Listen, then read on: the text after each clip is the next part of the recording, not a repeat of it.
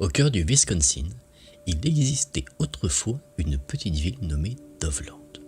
Un village ordinaire jusqu'au jour où l'impossible s'est produit.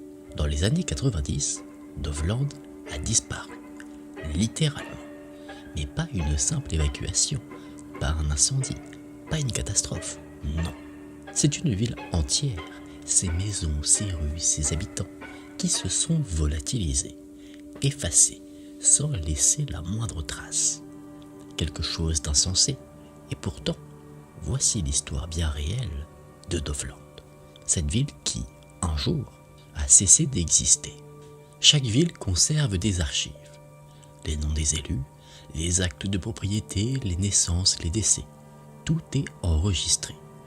Et aux États-Unis, chaque État possède ses propres archives officielles. Des milliers de documents retraçant l'histoire de chaque ville, même la plus insignifiante. Rien n'échappe à cette mémoire administrative, pas même des détails absurdes, comme le premier panneau stop volé par une grand-mère en quête de frissons. Chaque ville laisse une trace, sauf Dovland. En théorie, retrouver des traces de Dovland devrait être un jeu d'enfant. Les archives sont publiques, la moindre ville figure dans les recensements, les plans cadastraux, les registres de décès. Pas besoin de requête spéciale, pas besoin d'autorisation particulière. Mais Dovland, elle, reste introuvable, comme si elle n'avait jamais existé. Ce qui rend Dovland si troublante, c'est l'absence totale de traces.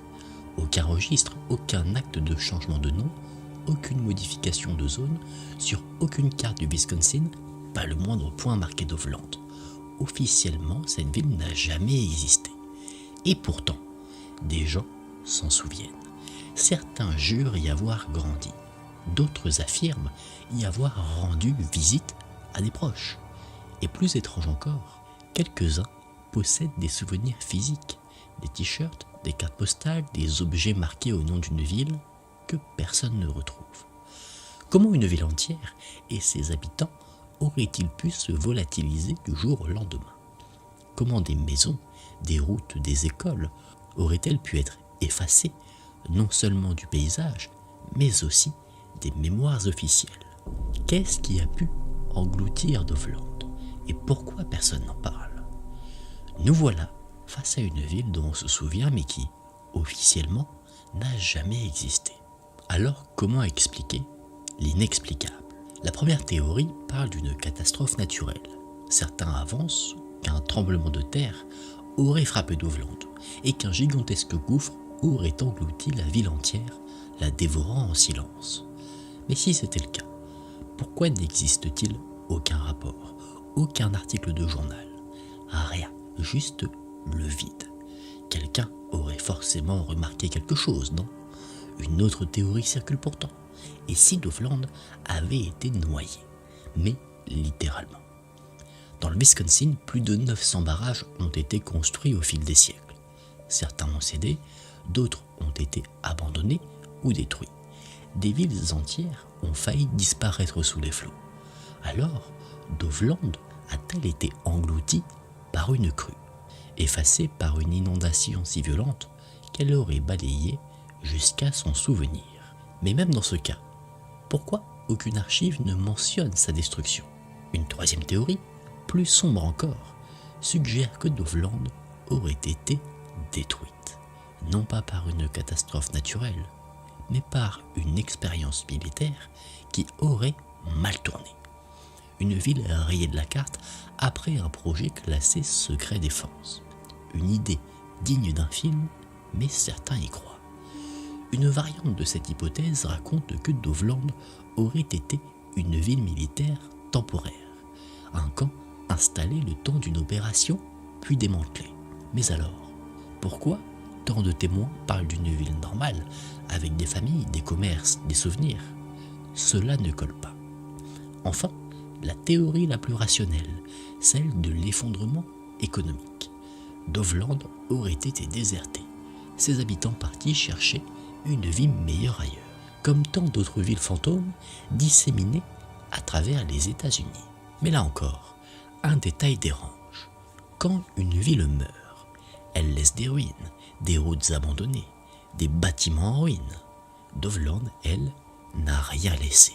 La sixième théorie, aussi absurde qu'effrayante, offre une explication plus radicale. Et si Dovland existait encore, mais qu'elle était simplement invisible? Certains évoquent une dissimulation technologique, d'autres quelque chose de plus dérangeant, les extraterrestres. Aussi étonnant que cela puisse paraître, l'hypothèse d'une intervention non humaine n'est pas systématiquement liée à l'affaire Dovland. Mais en réfléchissant, une civilisation dotée d'une technologie suffisamment avancée pourrait-elle effacer une ville entière, l'arracher à notre réalité sans laisser la moindre trace ni le moindre bruit? Et surtout, pourquoi Dovland? Donc, on a 6 théories, peut-être 7 si l'on croit aux extraterrestres. Autant de tentatives pour expliquer l'inexplicable, mais en réalité, toutes peuvent être démontées. Aucun séisme, aussi puissant soit-il, n'aurait pu anéantir une ville entière sans laisser des séquelles dans le sol ni dans les archives. Pas plus qu'une inondation, un barrage ou un effondrement économique n'aurait pu effacer chaque trace matérielle et administrative de l'existence de Dovland. Alors, quelle est la véritable explication? Ou pire encore, existe-t-il seulement une explication? Aucune faille sismique ne traverse le Wisconsin. Autrement dit, un tremblement de terre assez puissant pour rayer une ville entière de la carte est tout simplement impossible. Certes, les habitants ont déjà senti quelques secousses. La plus récente remonte à mars 2012 à Clintonville, un séisme de magnitude 1,5, suffisamment faible pour à peine faire vibrer les vitres.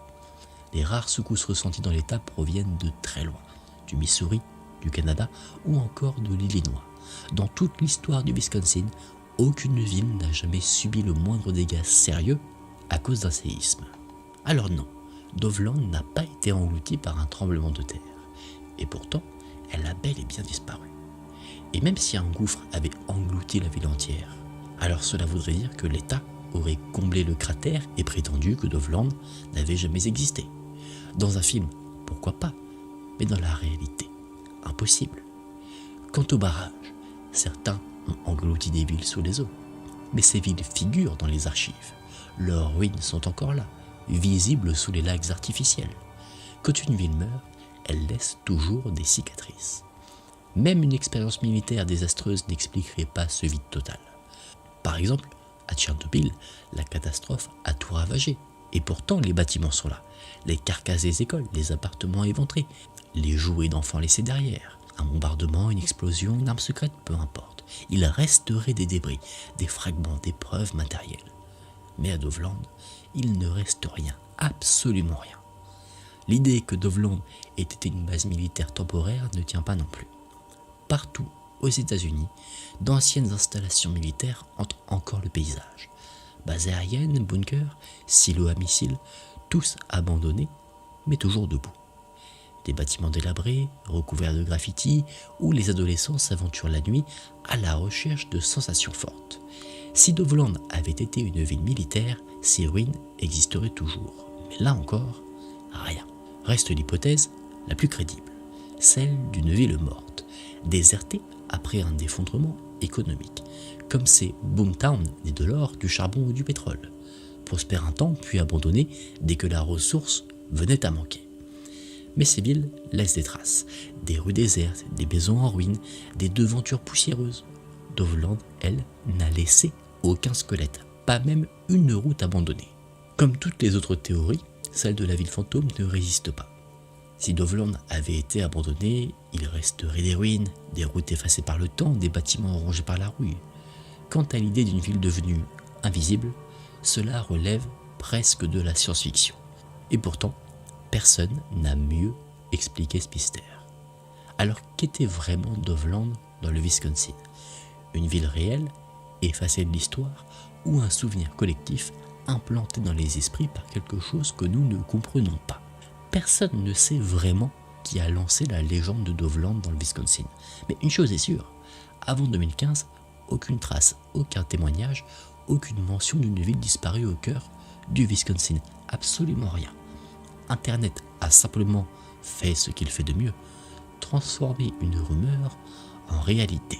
Des photos truquées, de faux documents et des souvenirs en vente libre comme des mugs, des casquettes, des porte-clés estampillés Dovland. Non pas parce que les gens s'y sont rendus, mais parce que n'importe qui peut aujourd'hui acheter ce genre d'objet en ligne. Quant à ceux qui jurent avoir visité Dovland, ceux qui disent y avoir eu de la famille, ils ne mentent pas. Ils sont victimes d'un phénomène bien plus troublant, l'effet Mandela. Des souvenirs erronés partagés par des centaines, parfois des milliers de personnes. De faux souvenirs ancrés si profondément qu'ils deviennent plus réels que la vérité. La réponse est simple. Dovland n'a jamais existé, mais la légende, elle, existera toujours.